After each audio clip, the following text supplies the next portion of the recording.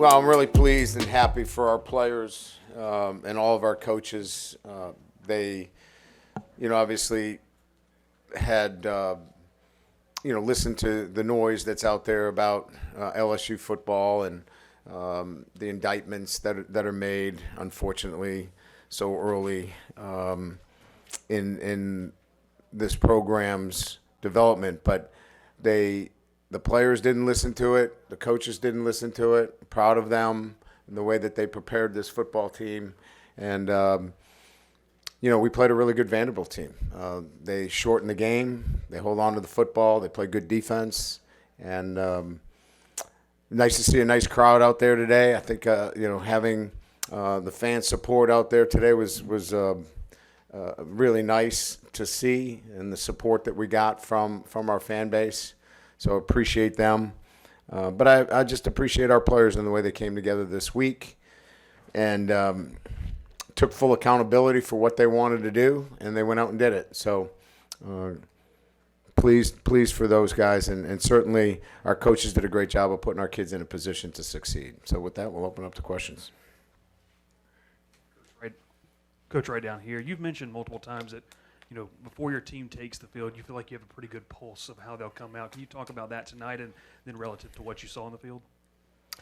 Yeah, I think I have a pretty good pulse of our team, all the time, because if you don't, then, there's a disconnect there somewhere. But I would say that we felt like we had a great week of practice. Our preparation was outstanding. Our guys really stood up and said, look, we've got to play better. And as coaches, we took our responsibility and said, listen, let's keep putting our kids in position to make plays. And we'd like to make a couple more. We made it a little bit harder than we had to. But, again, I love the way they competed. And this week in particular, I knew that this football team was going to be ready.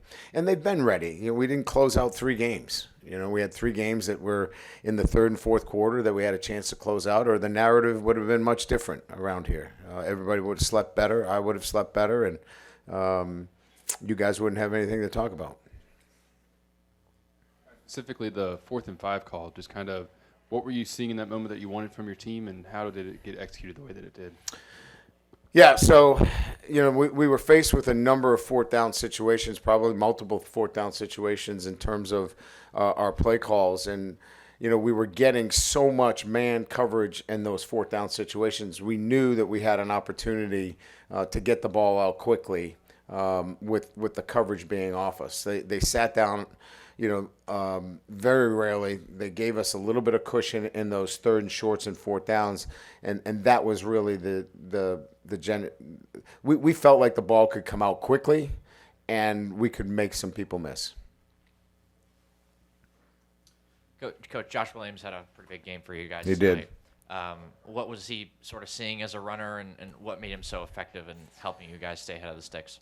He ran through the face of a number of defenders. It was physicality. It was want to. It was desire. It was all those things in one. It was just a guy that was, committed to no matter what, the first guy's not going to bring me down. And he set a tone for our entire team, a toughness on offense and a resolve that these guys showed this week. And I think he was one of our leaders this week, spoke up many times. He spoke up before our meal today when we meet with our team. He really was committed to making sure that we found a way to win this game. Yeah, Brian, you've done this job for decades. You've had weeks like this. Yeah. Did you talk about just getting through a week like this, not just the losses, but the losses of a recruit and just the noise that just kept getting louder and louder, and how you kind of handled that? Yeah, the recruiting doesn't mean a whole heck of a lot when you're talking about your football team in the present, right? Everybody else certainly felt differently about that recruiting piece. But that didn't really affect our players nor the coaches. Yeah, you're disappointed because you've put, many, many years into recruiting, but it really didn't affect the core of what we wanted to accomplish. And that was we wanted to finish this football game. And we finished taking a knee on the 10-yard line. And that's how you want to finish football games. So, yeah, the noise was there, but you're going to get noise at LSU when you lose 3 games in a row. But it wasn't because of our guys not being committed, and they show that commitment this week. Brian, when you guys ran the ball, the offensive line blocked well enough to where you guys didn't have a single negative rushing play tonight. What was different about that group and its preparation? It's a good question.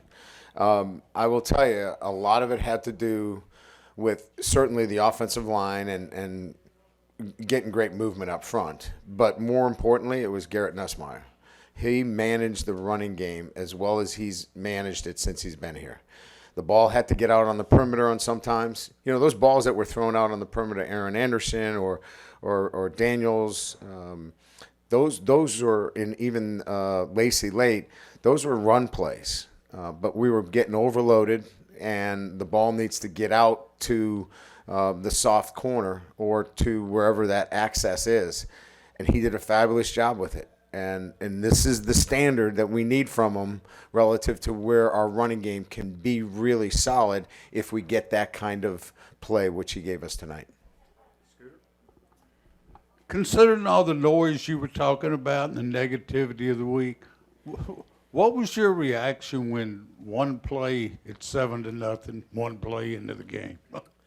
I felt like we were going to overcome it. I felt confident in our football team that they were prepared and they were going to win this football game. And I felt that on the sideline, and just stayed positive with the group and kept plugging. And we came back with a great drive to tie the thing up. And obviously from there, I thought we controlled the game from there on out.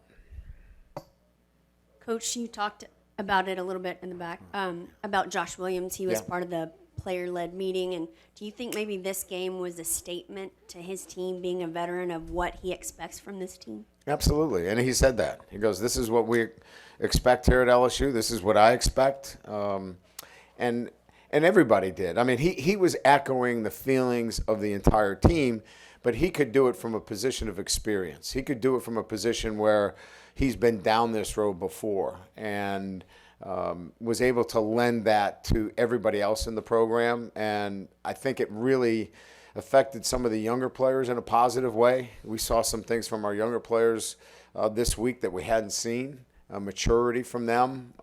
And he set the table early on, and then he backed it up tonight, and that's what you love to see. Hey, Coach, here in the back corner, we're going to stick with Josh here. Getting him more involved in the receiving game as well, probably that we haven't seen from him in a while. How was he able to open up the offense in that? Well, we were running a lot of 4 vertical, and they were carrying those inside seams with their linebackers. So the linebackers were running with those inside seams, which created a big disparity between the depth of the linebacker that was trying to get into the seam route and our check down. So we said, look, if they carry the seams, just check it down. We're going to get 12 to 15 yards, and we might have averaged that on our checkdowns tonight. Hey, Coach, do you feel like sticking with that 4-3 look allowed you guys to shoot the gaps a lot quicker and maybe just a lot easier just in times past? Yeah, I mean, look, to talk about scheme right now is not what I'm interested in doing, but I'll answer the question. You want to be in a lot more 4 down against a power running team like this. You don't want a lot of bubbles. You don't want a lot of air in your defense. So this is a team in particular that you want to stay in much more 4 down than 3 down. And, you know, we'll change it up, right? I mean, we'll get into some 3 down in the 3rd and long situations, but, you know, I thought 4 down was the right call in terms of what we worked on in practice this week against this offense. Hey, Coach. I saw you meet with Nuss and Will after the game there briefly. What was your message to them? Just, you know, I appreciated their leadership, you know, and how they stepped up. And look, at the end of the day, you guys were at the same press conference that he was at. He took full responsibility and accountability for, you know, how we were playing. And then the coaches took full responsibility and accountability for, you know, not getting our players in a better position to succeed. So this was all of us together, coming together and saying, we have to all be better. And they were better, and I'm happy for them. I know you've mentioned this multiple times, but just talk more about West Weeks and his, obviously willingness to help contribute tonight and kind of what went into that and his ability to be ready when you wanted to call his number. Yeah, I mean, it was just a great way to, look at somebody that is totally committed to what we're doing and being ready to step in when needed. The Weeks boys have been instrumental in helping us continue to grow as a program, and both of them, we're very confident we'll have them back next year, and with that, you get great leadership and you get guys greatly committed to what you're doing. So you can push them up in front and say, this is how it's done. And when you have a lot of those guys out there, it just helps everybody in the program. Brian, you've talked a few times here about just coaches putting players in better positions to make plays. What were some of the things that they did tonight that you thought were maybe different or better in that regard? I just thought we were simpler. I think we had 5 calls on defense. And we ran some pass plays multiple times. It wasn't a different look. We were very consistent with our play calls on both sides. And that was the mantra this week is be committed to the call. Whatever that call is, execute that call. And we're not going to have a lot of calls this week. We cut out a lot. And like I said, we ran 4 vertical probably more times than I can remember in a game. But we had the checkdowns. We had other avenues to get the ball out. And I think that really helped our players stay locked in on the call and be committed to the call.